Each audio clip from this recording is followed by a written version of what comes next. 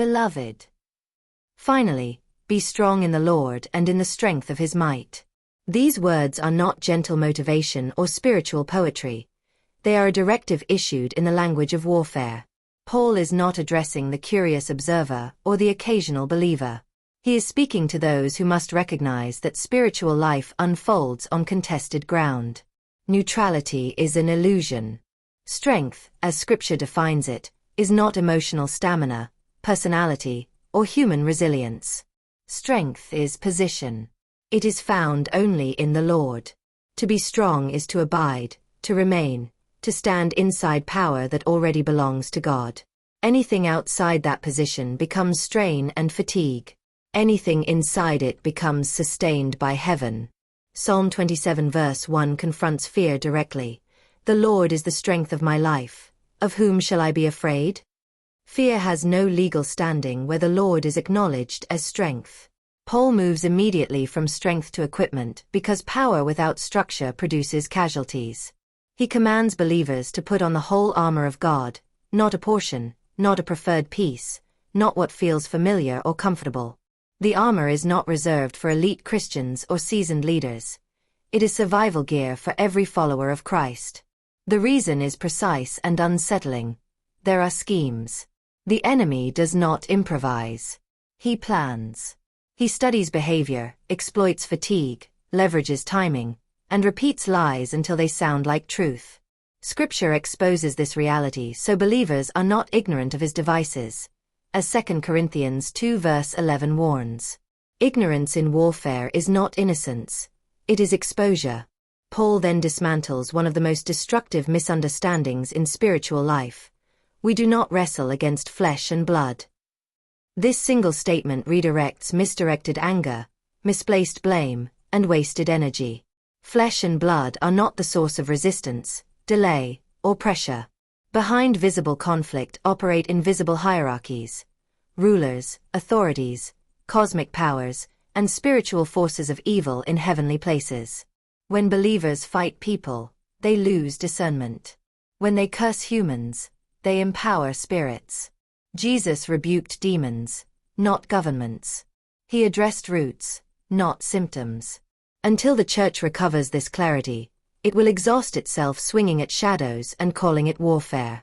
Because the battle is spiritual, the posture required is spiritual. Paul repeats one command with relentless emphasis. Stand. Having done all, stand. Standing is not inactivity or passivity. Standing means ground has already been taken and must not be surrendered. It is the posture of occupation. Retreat is not neutral. It is forfeiture. Exodus 14 verse 14 declares, "The Lord will fight for you, and you shall hold your peace." That peace is not silence or avoidance. It is stability. It is refusal to panic while God executes judgment. Standing is faith refusing to yield territory. The first piece of armor Paul names is the belt of truth because without truth everything else collapses. Truth is not sincerity or opinion. Truth is alignment with what God has spoken. The belt holds the entire armor together. When truth is compromised, righteousness loosens, faith weakens, and the sword becomes blunt. Jesus declared in John 8 verse 32, "You shall know the truth, and the truth shall make you free." Freedom is not produced by intensity or emotion. It is produced by truth rightly applied. Lies create bondage even in gifted believers. Truth restores structure and stability. Next comes the breastplate of righteousness, guarding the heart and vital organs. This righteousness is not moral perfection achieved by effort. It is right standing established by Christ. Romans 8 verse 1 announces there is now no condemnation for those who are in Christ Jesus. Condemnation is a strategic weapon aimed at the chest. It drains confidence, distorts identity, and weakens prayer. Righteousness silences accusation. When the enemy cannot condemn you, he cannot control you. A heart guarded by righteousness beats with assurance rather than shame. Paul then moves to the feet, shod with the preparation of the gospel of peace. This peace is not softness or passivity. It is readiness under pressure. Peace is the ability to move forward without panic and to remain steady when chaos demands reaction. Jesus slept in a storm because storms do not disturb authority. Isaiah 26 verse 3 declares that God keeps in perfect peace the mind stayed on him. The gospel of peace stabilizes direction so that circumstances do not dictate movement. Above all, Paul says, take the shield of faith. Faith is not optimism or positive thinking. It is trust anchored in the character and promise of God. The shield intercepts fiery darts, thoughts ignited with fear, accusation, delay, and intimidation. Darts are designed to burn once they land. Faith extinguishes them before impact. Fear absorbs fire. Faith puts it out.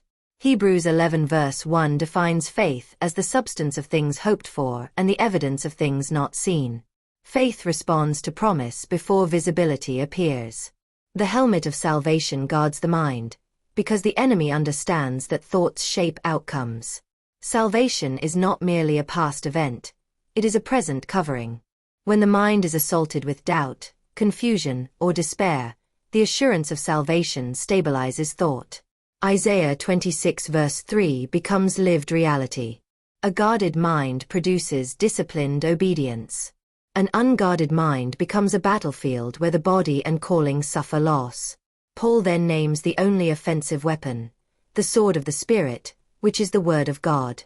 This is not merely the written word stored on a page, but the spoken, activated word released in faith. Jesus confronted Satan in the wilderness not with emotion, not with argument, but with scripture declared aloud.